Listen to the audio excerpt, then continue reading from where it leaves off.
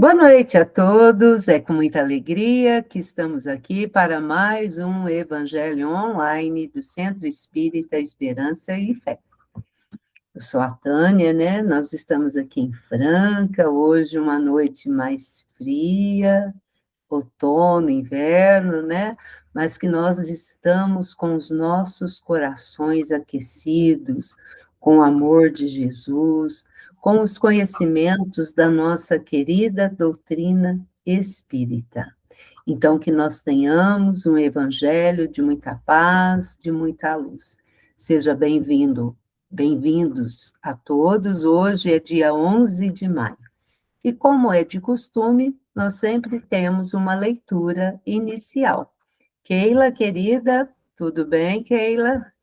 Boa noite, Tânia. Boa noite a Boa todos. noite, querida.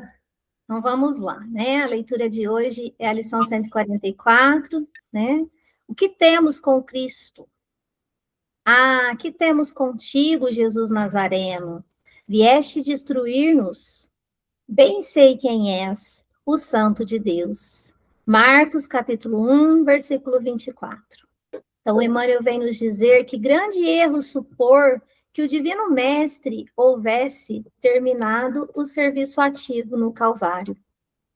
Jesus continua caminhando em todas as direções do mundo. O seu evangelho redentor vai triunfando palmo a palmo no terreno dos corações. Semelhante circunstância deve ser lembrada porque também os espíritos maléficos tentam repelir o Senhor diariamente. Refere-se o evangelista a entidades perversas que se assenhoreavam do corpo da criatura. Entretanto, essas inteligências infernais prosseguem dominando vastos organismos do mundo.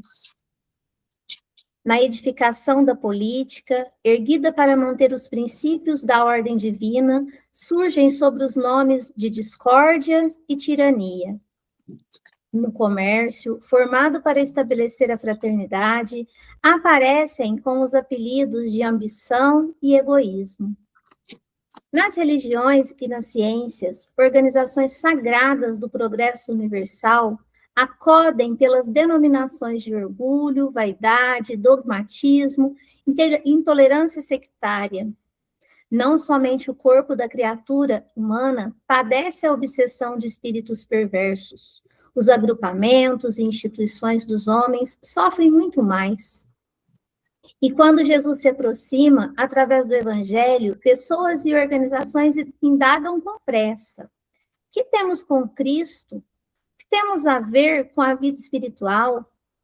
É preciso permanecer vigilante à frente de tais sutilezas, porquanto o adversário vai penetrando também os círculos do espiritismo evangélico, vestido nas túnicas brilhantes da falsa ciência. Caminho, Verdade e Vida, lição 144, Espírito Emmanuel e psicografia de Francisco Cândido Xavier. Muito bem. Que leitura, hein, dona Keila? Muitos ensinamentos para nós, né? Quero agora convidar a nossa amiga Iraides. Iraides, querida, seja bem-vinda. Pois não, boa noite a todos. Boa noite, querida. Jesus nos abençoe mais uma vez, né? Deus. Nossa reunião, nossa comunhão de amizade, de muita alegria, né? De estarmos aqui, reunidos em torno do Mestre, para agradecer, principalmente agradecer por inúmeros benefícios que recebemos a cada instante, a todo instante. Obrigada, Senhor Jesus, por interceder por nós, com a Mãe Maria Santíssima também, essa pleide de espíritos bondosos, anjos guardiões, protetores de cada setor, né, no nosso planetinha. Obrigada, Jesus. Sê conosco hoje e sempre. Hoje, especialmente, eu quero pedir por aquelas que têm o título de mãe, como todas nós, que ilumine-nos nessa missão difícil, né? Interceda por aquelas mãezinhas mais tristes, mais esquecidas, aquelas que não conseguem agir em favor de sua família, seus filhos, sobretudo.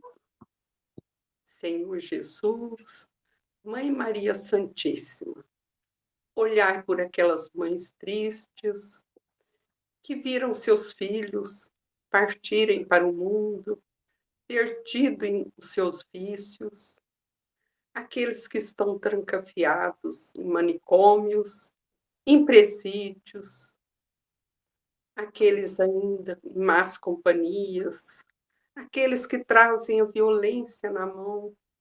Por eles nós pedimos, como todas as mães, que sentimos também como nossos filhos. Olhai, Senhor Jesus, pela mãe dos deficientes e abençoe cada um no seu caminho, para que possamos construir um mundo melhor, que eles possam receber orientação onde quer que vão, nas repartições públicas, no trabalho, né? Que essa pleide de bondosos espíritos possa interceder por cada um dos jovens, das crianças, iluminar as mães, né? Para que possam orientar seus filhos sabiamente. Mas obrigada, Jesus. Obrigada por tudo. E vamos fazer uma leitura aqui da Ave Maria. Ave Maria, cheia de graça, cheia de amor. Por Nossa Senhora veio nosso Senhor. Ave Maria, na terra, na imensidade, flor da bonança, doce esperança da humanidade. Ave Maria, bendita e pura, Mãe de Jesus, dai-nos mais luz nas noites escuras, Mãe de Jesus. Que Jesus abençoe todas as famílias, todas as mães. Que assim seja. Que assim seja, Iraídes. Tanto as encarnadas como as desencarnadas, né, minha amiga? Isso. É. Que assim seja. E continuando, né, vou convidar a nossa amiga Odília. Odília, seja bem-vinda. Obrigada, Tânia. Só desculpe a minha voz, está meio Agora é. nasalada. É o que temos para hoje. Não, mas vai dar tudo certo. A fé. Sou a irmã mais velha da esperança e da caridade. Chamo-me Fé. Sou grande e forte. Aquele que me possui não teme o ferro nem o fogo, pois ele é a prova de todos os sofrimentos físicos e morais. Irradio sobre vós com um facho cujos jatos brilhantes se refletem no fundo dos vossos corações e vos comunico a força e a vida. Entre vós dizem que transporto montanhas, mas eu vos digo, venho erguer o mundo, porque o Espiritismo é a alavanca que me deve ajudar. Uni-vos a mim, eu venho convidar-vos, eu sou a fé. Eu sou a fé. Moro com a esperança, a caridade e o amor no mundo dos espíritos puros. Muitas vezes deixei as regiões etéreas, a vinha terra, para vos regenerar, dando-vos a vida do espírito.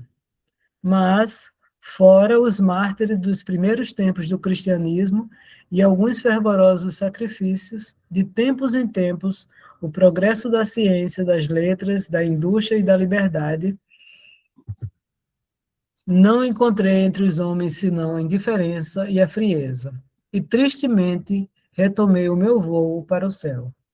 Julgai-me em vosso meio, mas vos enganais, porque a fé sem obras é um simulacro de fé. A verdadeira fé é vida e ação. Antes da revelação do Espiritismo, a vida era estéril. Era uma árvore ressequida pelos raios e que nenhum fruto produzia.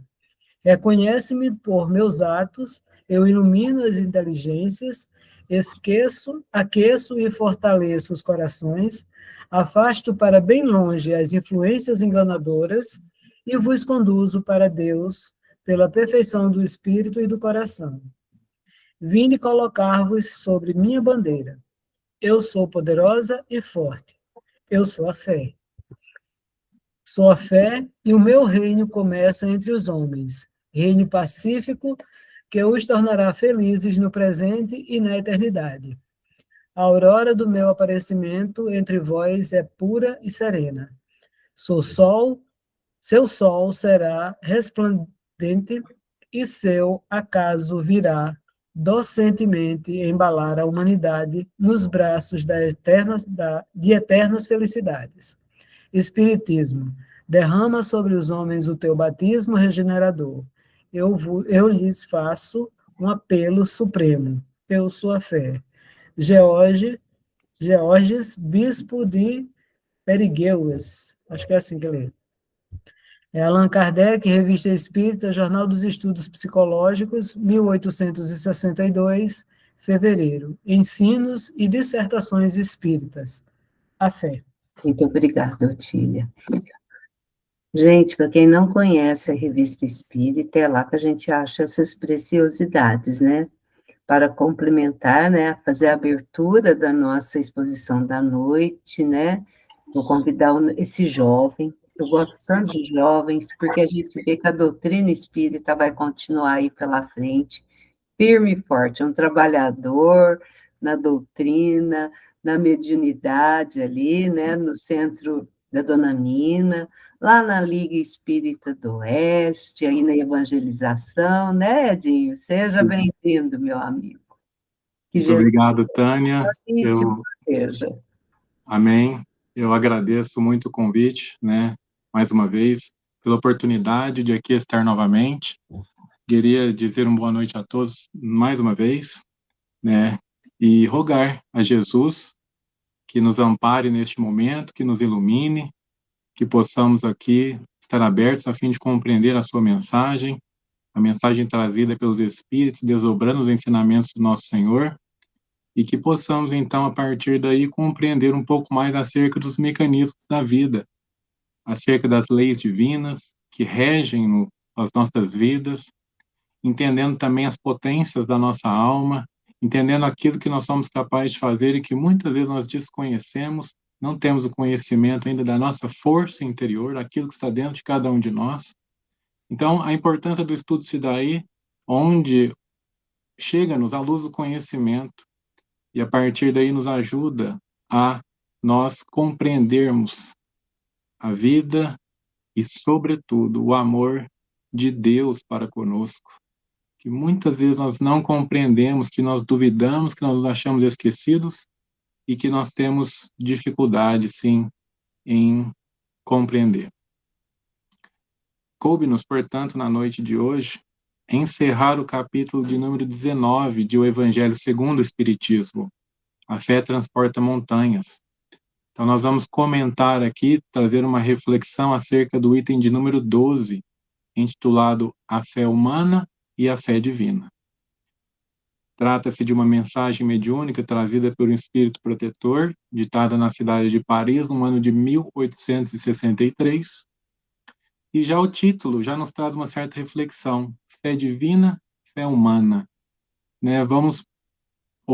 Podemos já nos questionar qual é a diferença, existe diferença uma com a outra, o que se trata, o que se trata de fé humana, o que se trata de fé divina, e aí já nos traz essas reflexões ali acerca de fé humana, podemos, por assim dizer, a tratar das questões mais baixas, vamos dizer, né, das questões inferiores, mais materiais, né, ao dizer fé humana, e fé divina, a sublimação dessa fé, né, uma fé, de certo modo, mais sublimada. Mas, então, o Espírito Protetor, ele começa a sua mensagem dizendo-nos que no homem a fé é o sentimento inato, ou seja, natural. É um sentimento natural dos seus destinos futuros. É a consciência que o homem tem das faculdades imensas depositadas em germe no seu íntimo em estado latente, em princípio, mas que cumpre-lhe desenvolver, desabrochar e fazer com que cresça através da ação da vontade. Então, olha que interessante essa primeira definição que o Espírito Protetor nos traz acerca da fé. É o sentimento natural que nós trazemos dentro de cada um de nós acerca dos nossos destinos futuros. Para isso, vamos utilizar e entender essa passagem, vamos utilizar do Livro dos Espíritos, livro base da nossa doutrina. Ali na questão de número 80, Allan Kardec pergunta aos espíritos acerca de quando que se deu a criação de espíritos. Se Deus cria incessantemente ou ela se deu somente no começo, ali no começo dos tempos. E os espíritos respondem que a criação de espíritos é permanente, nunca cessou. É permanente. E isso para nós, agora, no estágio evolutivo que nos encontramos, na razão que nós já alcançamos, na inteligência, nos traz um pouco de aturdimento, nós não compreendemos, como assim nós não compreendemos Deus? Né? Deus não cessa de criar espíritos, imaginemos nós isso. Mas então, na questão de número 115, os nossos amigos espirituais nos revelam que nós fomos criados simples e ignorantes. Saímos das mãos de Deus, nem bons nem ruins, mas com todas as possibilidades de desenvolvermos, com o objetivo de evoluirmos, com o objetivo de desenvolver essas faculdades latentes em nosso espírito, em nossa alma, através da encarnação, o meio mais rápido para que isso aconteça. Deus não impõe nada a ninguém. Quer que nós mesmos voltemos até Ele pelas nossas próprias forças, pelo nosso próprio esforço, por nós mesmos. Não violenta a nenhuma consciência e nos aguarda amorosamente em seus braços, para esse retorno onde está nos reservado a paz e a felicidade, algo que nós vivemos a buscar incessantemente ao longo da nossa trajetória, ao longo da nossa vida, das nossas várias existências corporais. Se for perguntado para nós, por que você faz isso ou aquilo? Para ser feliz, buscando a felicidade, buscando a paz. Mas não nos enganemos, a paz não está na inércia, mas sim no equilíbrio. Então aí compete-nos compreender, de fato, qual que é o nosso objetivo aqui. Qual que é a nossa destinação futura? Segundo Leon Denis, no livro Problema do Ser, do Destino e da Dor, no prefácio da obra, ele diz que seria uma atribuição das escolas, das faculdades, instruir-nos acerca do nosso objetivo aqui, da nossa vida presente, o que nos compete fazer executar. E dentro disso está, sim, a evolução, evoluirmos. Cada vez mais, os Espíritos mesmos nos revelam que nós ou permanecemos estacionários, ou nós avançamos de existência em existência um pouco mais. Essa evolução se dá de uma forma, primeiro, intelectual, onde a inteligência é, de certo modo, trabalhada através dos nossos trabalhos, das nossas ocupações materiais, também acerca dos problemas pelos quais nos enfrentamos, que são as vicissitudes que a vida corporal nos impõe, onde nós precisamos ali satisfazer as nossas necessidades básicas. Mas se dá também a evolução moral, a evolução espiritual, onde nós exercitamos a centelha do amor depositada em nossos íntimos, onde nós exercitamos a fraternidade. A partir daí, então, nós nos desenvolvemos. Cumprimos com a nossa parte na grande obra da criação, através dos nossos trabalhos materiais, ajudando a evolução do nosso planeta, mas também através do auxílio dos nossos irmãos, daquelas pessoas que passam por dificuldades, por existências realmente difíceis, expiatórias, aliviando o seu sofrimento, exercitando, portanto, esse amor, a misericórdia, a compaixão, a fraternidade. Então, através daí, nós vamos evoluindo. Mas para que isso aconteça, nós temos esse sentimento inato, natural dentro de nós buscamos a evolução. No primeiro momento, onde se faz mais forte os interesses materiais, a matéria ainda predomina sobre o espírito, a matéria ainda predomina sobre o sentimento, nós julgamos ser que a evolução se dá onde nós evoluímos materialmente. Uma casa melhor, um trabalho melhor, bens materiais. Então nós julgamos que a evolução é isso. Títulos, né? Títulos que nós podemos conquistar através do estudo, né, de faculdades e tudo mais. Então, nós julgamos, no primeiro momento, mais raso, que a evolução é isso, que eu estou evoluindo, que eu estou melhorando. De certo modo, sim, está, né, porque o desenvolvimento dessa inteligência vai nos trazer a possibilidade e a compreensão das grandes verdades morais, para que, então, quanto ao contato do Evangelho, ao contato dos ensinamentos acerca do bem, do amor, isso possa cair em nossos corações e nós compreendermos, então, a necessidade, então, de onde está, de fato, a paz e a felicidade.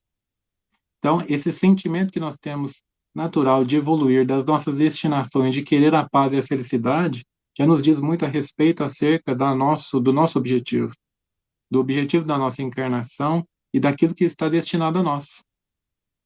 Daquilo que está destinado a nós. A consciência dessas faculdades imensas depositadas em germe no nosso íntimo. Ou seja, todos nós temos essas faculdades, a inteligência e as demais virtudes que estão latentes em nossa alma, procurando, esperando ser desenvolvidas. Para alguns que já demonstram uma certa facilidade, onde uma centelha é capaz de despertá-los, já demonstra, segundo os nossos amigos espirituais, que isso se dá através da sua conquista de outrora, né? Do seu crescimento devido a outras encarnações. Mas compete-nos desenvolvê-las, compete-nos trabalhar para que isso aconteça. Então, quando o espírito compreende, de fato, a necessidade de desenvolver, de desabrochar, fazer com que cresça essas faculdades, isso se chama fé. Isso se chama fé. Nós somos levados por esse sentimento, por esse sentimento que é a mãe de todas as outras demais virtudes. Então é isso que vai nos impulsionar para frente, para que a gente se desenvolva. No primeiro momento, o Espírito Protetor define a fé humana como aquela vontade em querer satisfazer as suas necessidades materiais. Quando o espírito se coloca para realizar algo, ele consegue executar, ele consegue chegar naquele objetivo guiado pela fé, pela certeza de conseguir, de conquistar aquilo que ele está almejando. De conquistar aquilo que ele está almejando. Então, no primeiro momento, a fé, ela passa, de certo modo, pela fé humana, nessa necessidade de melhoramento, por essa necessidade de seu desenvolvimento, da sua inteligência. Não que para alcançar a fé divina é necessário que se faça que se desenvolva a fé humana, mas ela serve como ponte, a fim de que a gente possa, então, sublimar a nossa fé e entender, portanto, a nossa destinação. Entender aquilo que nós temos que fazer, executar. Qual que é o nosso objetivo principal aqui, onde o sentimento prevalece sobre a matéria.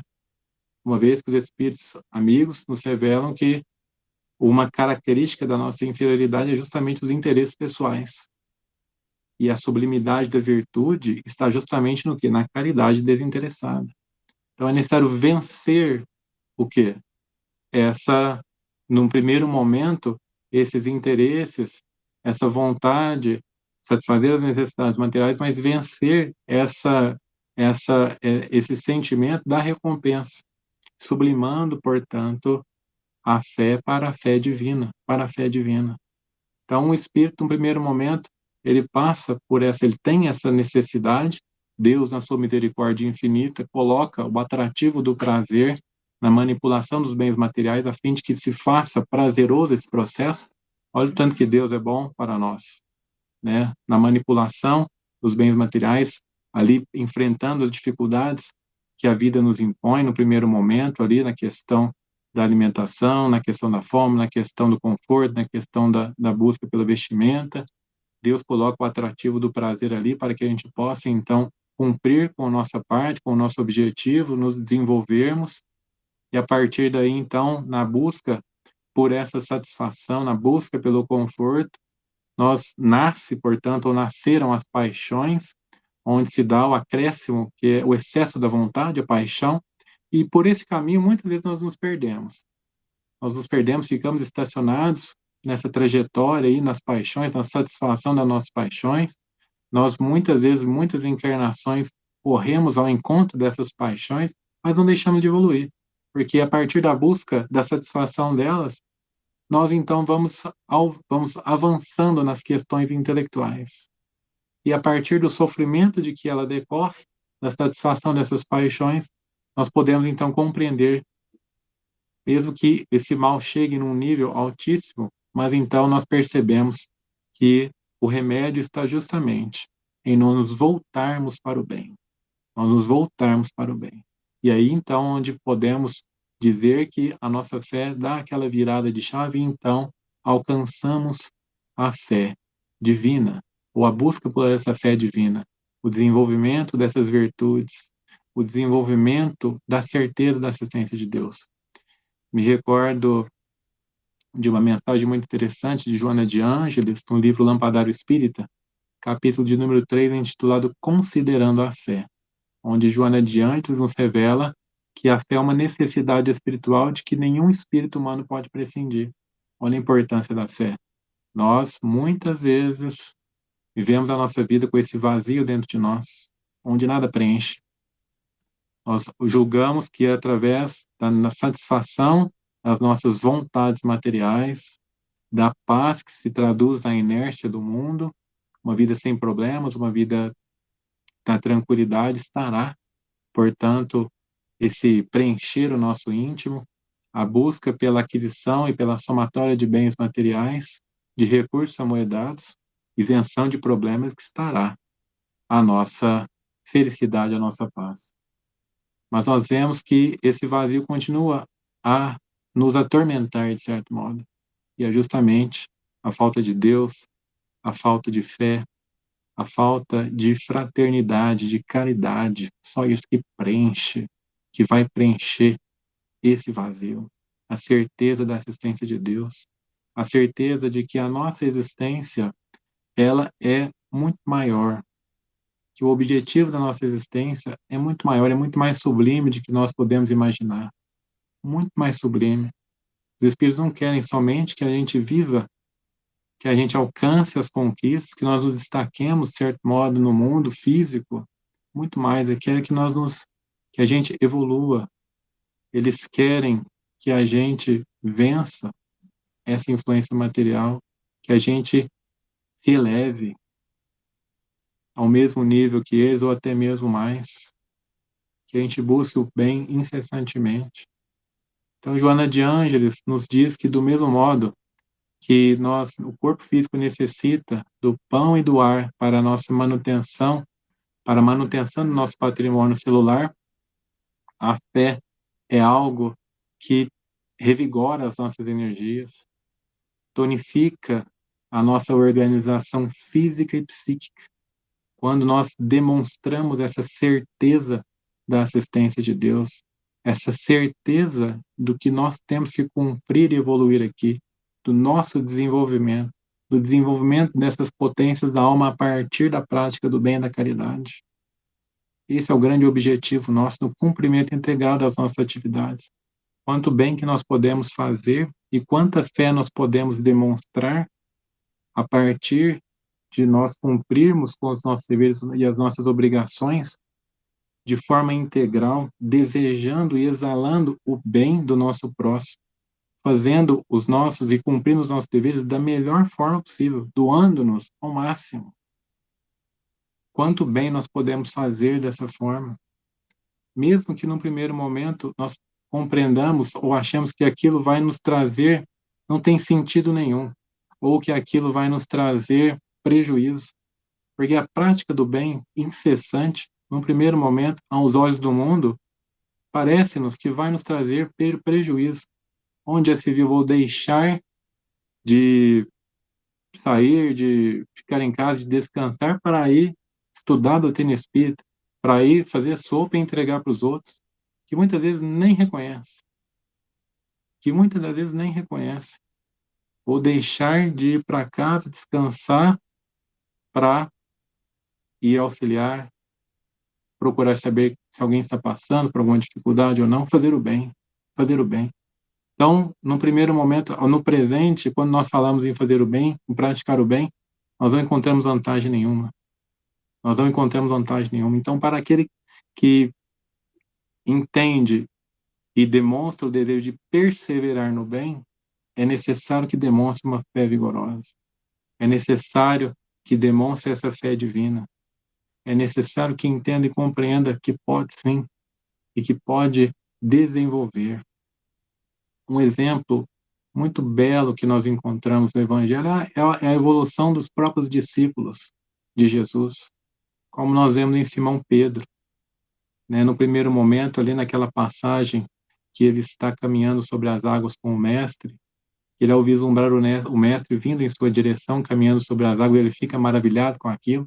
Já havia um certo tempo que estava com o Mestre, e ele então demonstra o desejo de assim também caminhar. E é interessante, na narrativa do evangelista Mateus, que enquanto ele estava olhando ao Mestre, enquanto ele pediu ao Mestre, ele caminhou sobre as águas.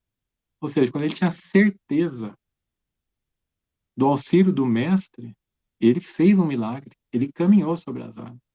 Mas a partir do momento, então, que bate um vento e ele meio que se desequilibra, deixa de olhar para o Mestre, olha para o chão e duvida, onde ele achou que ele podia afundar, cair, ele cai, ele afunda, ele começa a afundar. E assim é a nossa vida. Quando nós duvidamos de nós mesmos, quando nós duvidamos das nossas forças, quando nós duvidamos do nosso desenvolvimento, nós então começamos a perecer, nós começamos a cair. Nós começamos então a entrar vamos dizer assim, num cipoal para baixo, né? Onde nós podemos nos deixar levar pelo pessimismo, achando que nós não somos dignos, achando que nós não temos essa condição. Mas a partir do momento que ele, então, volta de novo para o olhar ao Mestre, onde ele pede o auxílio, o Mestre vem e o auxilia e o tira daquela situação. Mas não deixe de questionar onde está a sua fé. Somos nós, quando as dificuldades batem à nossa porta, quando nós sentimos a dificuldade na persistência na prática do bem, na perseverança da prática do bem, quando encontramos de frente com a ingratidão ou com o escárnio do nosso semelhante, nós vacilamos, nós duvidamos, nós nos questionamos onde está a nossa fé, como Simão Pedro assim o fez. Um pouco mais à frente, ali já no final da trajetória do Mestre, onde já haviam passado mais de 3 anos de convívio com o Mestre, ali na figura da última ceia, onde o Mestre começa a dizer que ele iria ter que deixá-los, Simão Pedro demonstra ali já, ou ele achava que já tinha adquirido essa fé. E isso é muito interessante, porque todas as vezes, e assim os Espíritos nos dizem, que nós achamos que atingimos determinada virtude, na verdade nós não atingimos. E uma característica que se faz muito presente quando nós adquirimos a virtude é não achar que nós adquirimos. Olha que interessante. Então, Simão Pedro acha que já tinha fé vigorosa. Não, Mestre, aonde o Senhor for, eu vou. Aonde o Senhor for, para onde o Senhor for, eu irei. E o que aconteceu? Ele negou o Mestre por 3 vezes.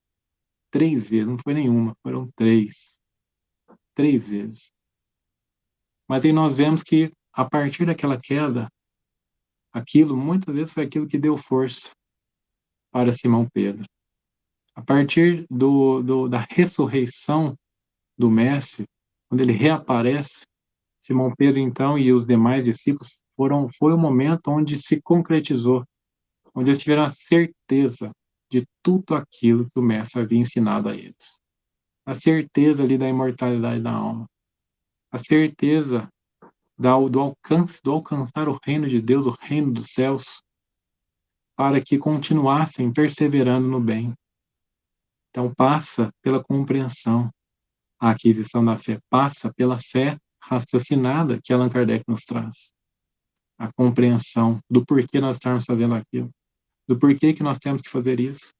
E aí vem a importância de compreender o mecanismo, da onde surgiu, de onde nós viemos, como começou a nossa trajetória, qual que é o nosso objetivo, como que se deu esse processo, a fim de chegarmos até aqui e compreendermos aquilo que ainda está a conquistar. A felicidade é a paz imensa que nós não compreendemos ainda. Aquilo que nós compreendemos de paz e felicidade é somente um relâmpago daquilo que nós estamos, aquilo que está destinado a nós. O que nos é pedido hoje, não mais a nossa vida física, a nossa vida do corpo físico como os primeiros cristãos, mas somente sacrifício das nossas paixões, o sacrifício das nossas más tendências, o sacrifício das nossas vontades materiais, a demonstração do devotamento, da abnegação, do amor e da caridade. Só isso que nos é pedido, mais nada. A perseverança nisso. Então nós vamos ver Simão Pedro um pouco mais à frente, ali no livro de Atos dos Apóstolos, no momento onde ele se dirigia com o apóstolo João ao templo em Jerusalém para orar. E quando eles chegam na porta do templo, está lá um paralítico. E o paralítico então volta-se para eles e pede-lhes dinheiro.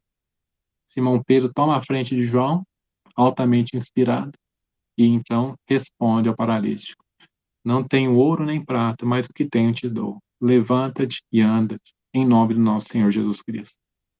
E o paralítico levanta. Ali ele demonstra a fé vigorosa, a conquista da fé. Ali ele demonstra aquilo que todos nós somos capazes de fazer. Por mais que nós possamos duvidar de um momento, agora, mas através do estudo da doutrina espírita, através do espiritismo, ele nos traz toda a ferramenta, toda a bagagem para que a gente possa se apoiar e conquistar essa fé vigorosa. Cabe-nos o quê? A ação da vontade.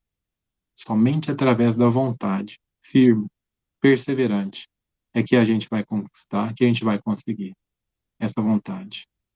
Ao falar dessa vontade, me recordo de uma passagem do Evangelho também, onde havia aquele homem que estava doente, e ele então, quando o mestre chega perto dele, ele pergunta: se quiseres me curar, pode me curar. O que o mestre responde a ele? Eu quero. Ou seja, a vontade. É necessária a vontade, assim como o mestre chegava diante dos outros, os demais, e perguntava: o que queres que eu te faça? Que me cure, que eu veja, como no cego, que eu veja. Então, olha a importância da vontade. Me recordo de uma mensagem muito bonita de Emmanuel, no livro Pensamento e Vida, capítulo de número 2, intitulado A Vontade. Que Emmanuel pede para que nós imaginemos que nós comparemos, na verdade, a nossa mente humana a um grande escritório, subdividido em diversas seções. Mas, acima dessas seções, encontra-se o gabinete da vontade. O gabinete da vontade. E a vontade, o gabinete da vontade, é onde há o governo de todas as outras seções. Sem o botão poderoso da vontade, a máquina está condenada à inércia, mas também, com o poderoso botão da vontade, ao movimento. Então, é a vontade que vai determinar nessas sessões, o governo dessas sessões. As sessões podemos entender como a nossa memória, os nossos desejos, a nossa inteligência. Então, o que vai determinar o desenvolvimento ou a satisfação de cada uma dessas sessões é a vontade. A gente necessita do quê? Da vontade. Deus, como eu disse no começo, não impõe nada a ninguém. Não nos impõe nada, quer que por nós mesmos. Então, é necessário que a ação da vontade, para que a gente possa, então, assim, cumprir com os nossos deveres, cumprir com aquilo que nós estamos destinados, a vontade. Isso é muito interessante porque o mestre, ao longo da sua trajetória, ele demonstra toda a sua força justamente na cura dos enfermos. Ele não aquece ao pedido dos fariseus e dos doutores da lei, ao fazer ali, a dar demonstrações acerca da sua grandeza na frente deles, porque assim, se ele assim tivesse feito, ele seria tido somente como um feiticeiro. Mas ele sublima essa mediunidade, vamos falar assim, essa força, a potência que ele tem, fazendo um bom uso dela, curando aqueles que ele podia curar. Ele sublima essa força, essa vontade, esse desejo de de exercitar, de curar. Então, olha que interessante. O que ele faz com essa força? Ele sublima aquilo que estava dentro dele, aquilo que já estava desenvolvido. Então, ele, de certo modo, o que ele demonstra ali, a forma como ele demonstra a sua força é no sentido material, através da cura do corpo físico, mas da forma mais sublime, amenizando o sofrimento desses nossos irmãos, amenizando as dores deles. Não há acaso que o Evangelho ficou gravado nesses corações a partir desses que foram auxiliados, e não daqueles que tinham maior inteligência, e não daqueles que eram tidos mais próximos de Deus, justamente os enfermos, justamente os aflitos, os necessitados, justamente esses, não há acaso. E não nos enganemos a respeito da doutrina espírita também, esse consolador prometido pelo Mestre, que somente será compreendido ou aceito e acolhido por esses corações, e não por aqueles que demonstram ou que são detentores de tanta inteligência assim, porque muitos se perdem, sim, nos fenômenos, e esquecem da sublimidade daquilo que está ao nosso alcance, e esquecem do verdadeiro objetivo da doutrina espírita, que é nos melhorarmos, que é fazer com que a gente avance, que a gente possa nos desenvolver, que a gente possa então evoluir. Então a gente percebe a ação da vontade tanto para aquele que deseja praticar a cura, mas sobretudo para aquele que precisa receber também a cura. Porque assim como os Espíritos nos ensinam, Allan Kardec no livro A Gênese, quando ele trata dos milagres, aquele que não deseja se curar, aquele que não deseja a cura, por mais que a gente se preocupe e por mais que a gente ore e peça, aplique passes, ele não será curado. Então é necessária a vontade, até mesmo naquele que está enfermo, que está necessitando. E essa vontade, essa fé, essa certeza de alcançar, nós vemos isso muito claro no Evangelho, naquela passagem da mulher hemorroísta, onde ela então tinha certeza de que o mestre poderia curá-la. O mestre andava ali em meio à multidão, sendo tocado por muitos, mas no momento onde ela então toca as vestes do mestre, o mestre então para e diz: alguém me tocou, uma virtude saiu de mim. Olha que interessante que ele diz: uma virtude saiu de mim. Ou seja, o mestre andava em meio à multidão com o espírito aberto, a fim de auxiliar a quem necessitasse, a quem pedisse ajuda. Sua força era tão grande que exalava do seu ser, do seu espírito, que irradiava para todos que estavam ali. E no caso, a mulher que acreditava firmemente que o mestre, que Jesus poderia curá-la somente de tocar, porque ela acreditava que somente tocando as suas vestes ela poderia ser curada. No momento que ela toca, ela é curada na mesma hora. A vontade dela, a certeza dela, a fé dela. Por isso que o mestre de sua fé te salvou. Porque nós percebemos ali que não há uma imposição de mãos, o mestre nem se vira para ela, ela somente toca e é curada.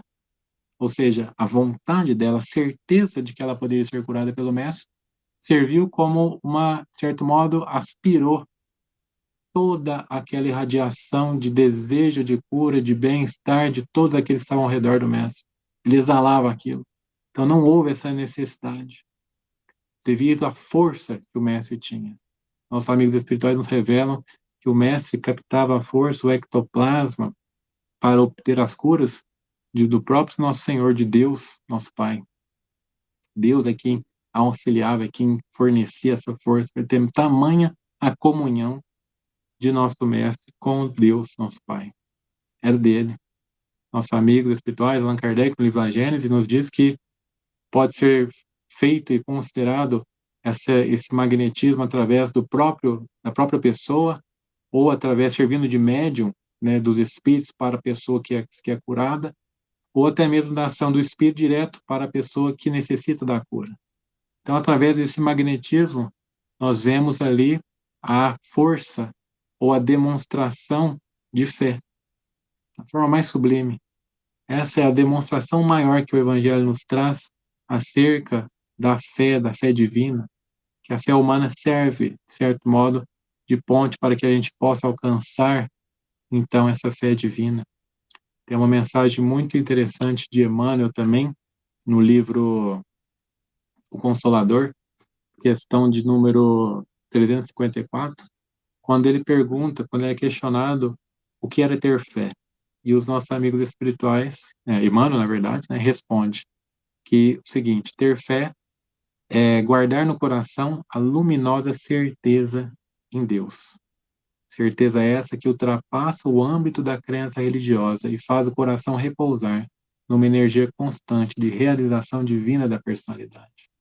Ou seja, não basta crer. Por muito tempo nós julgamos ser a fé uma crença religiosa, ter determinada religião, ser espírita, católico, evangélico, mas é muito além do que isso, é muito além disso. É depositar nas nossas forças, é ter a certeza da realização divina da nossa personalidade, ou seja, é a prática do bem diário, é o exercício das nossas virtudes, da paciência, da esperança, da caridade. Isso tudo é consequência, a fé é mãe de todas essas virtudes. Então, nisso consiste a fé. E Emmanuel continua a resposta dizendo que alcançar a fé não é mais dizer somente eu sei, mas não é mais dizer eu creio, mas eu sei, com todos os valores da razão tocados pela luz do sentimento. Ou seja, é compreender, não é crer cegamente, não é somente dizer eu creio, mas sem compreender, tem a necessidade da compreensão. Aí que está, a partir da compreensão, o tamanho da vontade daquilo que nós vamos empreender nessa necessidade, nesse desenvolvimento. É necessária a compreensão. A partir daí é que estará, portanto, onde nós vamos voltar a nossa vontade com todo fervor, compreendendo o porquê disso, o porquê daquilo, compreendendo a nossa destinação, compreendendo aquilo que está nos reservado, compreendendo o que nós temos condições.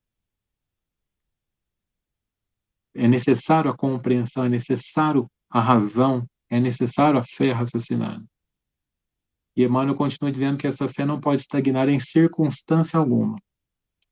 E aquele que trabalha, ele trabalha intensificando a amplitude da sua iluminação, seja pela dor, seja pela responsabilidade, seja pelo dever cumprido, seja pelo esforço. Ou seja, muitas vezes, diante das situações que nos são apresentadas, que nós passamos ao longo da nossa vida, nós duvidamos. A fé estagna. Vem o questionamento: onde está a vossa fé?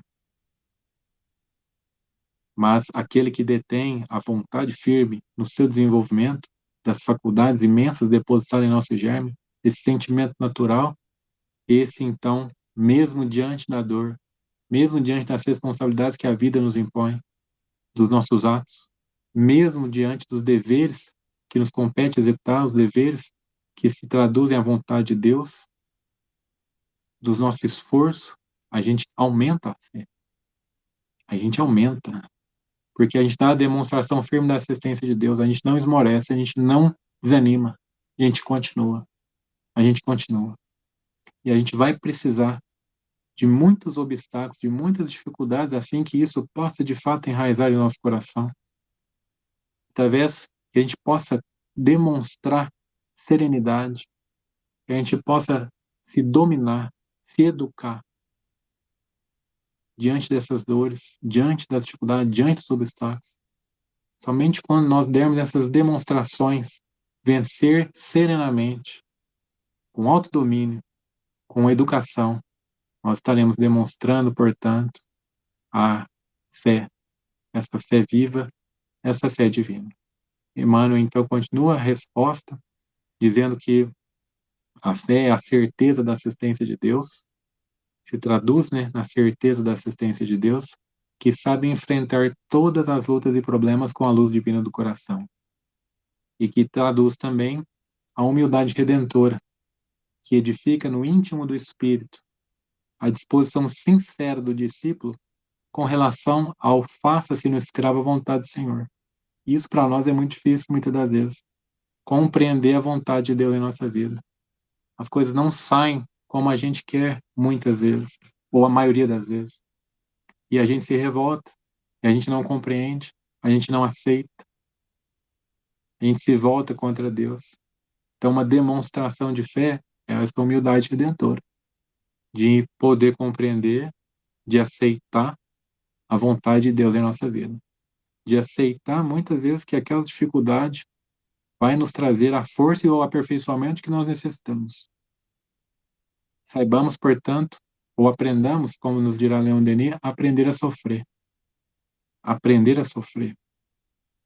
Aprender a aceitar, obedecer, demonstrar resignação perante a vontade de Deus com aquilo que nós não temos condições de, por um momento, modificar. Por um momento, modificar. Quantas situações nós passamos que não exige de nós nada. Ela mesma vai embora. Não precisa fazer nada, só ter paciência. Só esperar. A coisa vai e se resolve por si só. Se resolve sozinha. Sozinha. Então, a partir daí, nós então compreendemos que a fé humana, ela é a vontade em querer satisfazer as suas necessidades. Nós compreendemos que a realização é a vontade em realizar algo, seja grande, que vai trazer, sim, algum progresso, seja não somente para a pessoa, mas para aqueles que o cercam. E a fé divina se traduz nessa certeza de melhoramento, nessa certeza de evolução, nessa conquista dessas virtudes que estão latentes em nossa alma, esperando a nossa vontade, o concurso da nossa vontade, a fim que desabrochem, a fim de que cresçam em nossos corações.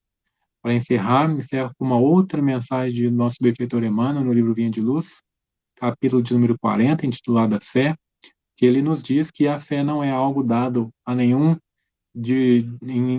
não é dado a nenhum privilegiado, podemos por assim dizer, pelo Senhor. Quando nós vemos alguém que demonstra uma fé vigorosa, muitos acreditam que aquilo foi dado àquele espírito, àquela pessoa, mas não. A fé é construção. E ele faz uma analogia muito interessante com uma planta. Uma planta. Nosso coração sendo a terra, a fim de que nós possamos, então, recolher as sementes a traduzir o Evangelho. O Evangelho são sementes de luz que, quando caem na terra dos nossos corações, possam, então, florescer e frutificar. Mas no começo essa planta ela é muito frágil e necessita cuidado. Assim também a nossa fé. No começo é preciso muita perseverança, muito cuidado. É necessário que limpe todos os detritos, seja da maledicência, seja da impaciência, seja da pressa, seja do julgamento, e sim adquirindo a compreensão, a calma, a serenidade, a fim de que cresça essa planta, a fim de que cresça a fé em nossos corações. Em nossos corações. Então, é muito importante que a gente possa, então, assim, construir essa fé ao longo da nossa trajetória, ao longo da nossa vida, diante das situações, e que ela possa, então, assim, florescer em nossos corações. Emmanuel, no livro Renúncia, quando ele fala para nós de uma existência sua como Padre Damiano, e lá ele nos diz como ele conquistou a fé. Em determinado momento, em conversa com Madalena Villamil, ele então diz que todas as manhãs, ao acordar, ele orava, lia um trecho do Evangelho e buscava, ao longo do dia, exemplificar, testemunhar aquilo. Ao final do dia, ele então passava todos os seus atos, todos os acontecimentos na sua mente e procurava enxergar se ele conseguiu dar aquele testemunho ou não. E assim ele fazia todos os dias, a demonstrar-nos a importância do Evangelho, a importância do estudo. As sementes de luz que caem em nossos corações todos os dias, a fim de que a gente possa vivenciá-las, a fim de que a gente possa testemunhá-las.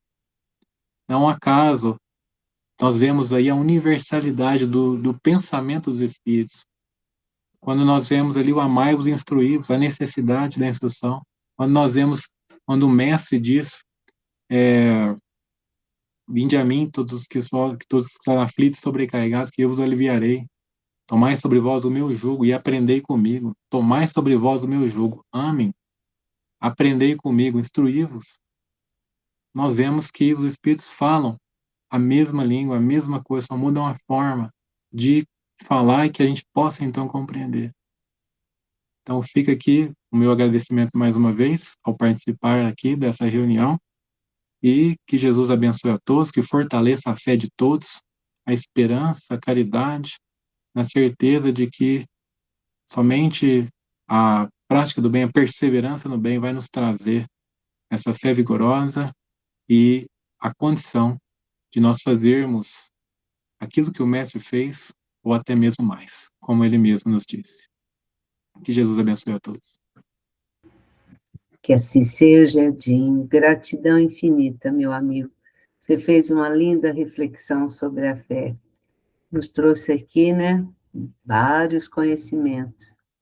Que Jesus, os bons amigos espirituais, continue te abençoando nessa tarefa que não é fácil, caminhar com Jesus ali, né? Tá trabalhando para Jesus, mas que você possa estar sempre divulgando os ensinamentos do nosso querido Mestre Jesus. Muito obrigada.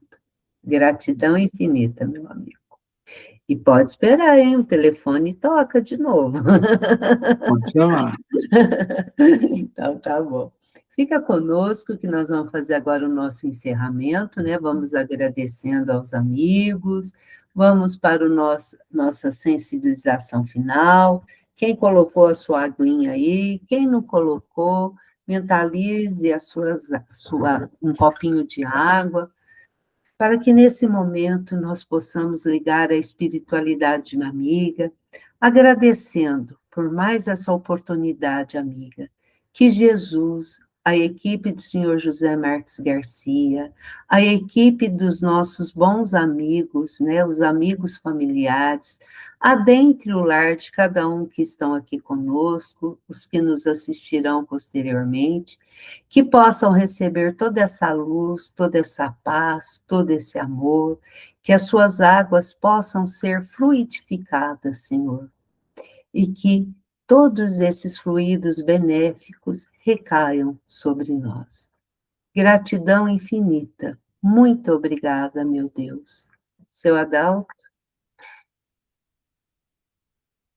Sim.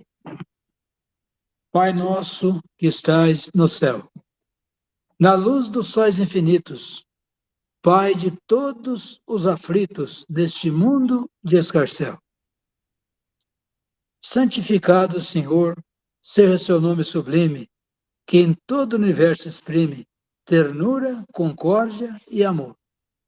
Venha ao nosso coração o seu reino de bondade, de paz e de caridade, na estrada da redenção.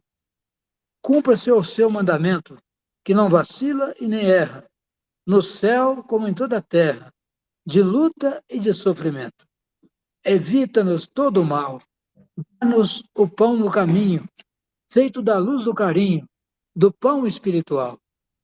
Perdoa-nos, Senhor, os delitos escabrosos, de passados tenebrosos, de iniquidade e de dor. Auxilia-nos também nos sentimentos cristãos, a amar os nossos irmãos que andam distantes do bem. Com a proteção de Jesus, livra-nos a alma do erro, neste mundo de desterro, e distante da sua luz. Que a nossa ideal igreja seja o altar da caridade, onde se faça a vontade do seu amor. Que assim seja, Senhor Jesus. Muito obrigada, seu Adalto. E convidando os amigos para a próxima semana, nós estaremos aqui com mais um Evangelho Online. A semana que vem teremos aqui a nossa amiga Doroti, com Bem-aventurados Mansos. Então, fiquem todos convidados, uma ótima semana, Edinho. Muito obrigada por estar conosco e todos vocês, meus amigos. Um beijo no coração de todos e fiquem com Deus. Até a próxima semana, se Deus quiser.